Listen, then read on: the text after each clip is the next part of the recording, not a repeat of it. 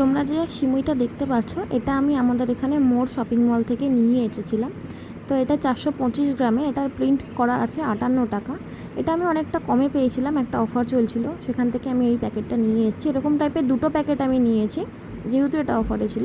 তো দেখো কীভাবে আমি এটা বানাচ্ছি। প্রথমে কড়াইতে একটু ঘি দিয়ে দিয়েছি, তারপরে সিমুইটা দিয়ে দিয়েছি। তো তোমাদের মনে হতে পারে এটা এরকম দুরকম কালার কেন, একটা প্যাকেটে কখনোই এরকম দুরকম কালার থাকে না। এটা আগের একটা প্যাকেট ছিল, আমি বললাম এটা বরাবরের জন্যই আমি এরকম টাইপেরই সিমুই নিয়ে আসি। তো সেই প্যাকেটটার কিছুটা বেঁচেছিল, আমি দিয়ে দিয়েছি। তারপরে চিনিটা আমি দিয়ে দিয়েছি। এই দুধটা আমি আগের থেকেই জাল দিয়ে রেখে দিয়েছিলাম। তো চিনিটা তোমরা তোমাদের পরিমাণ মতো দেবে। তো আর একটা কথা বলে রাখি, এই সিমুইটা করতে গেলে মোটামুটি 4 থেকে 5 মিনিট টাইম লাগে। এটা দুধে দিয়ে ফোটাতে হয়। নর্মালি আমরা দোকান থেকে যে সিমুই কিনে আনি, সেইগুলো গরম দুধের মধ্যে দিয়ে ঢাকা দিয়ে রেখে দিলে হয়ে যায়। তবে এটা একটু 4-5 মিনিট ফোটাতে হয়।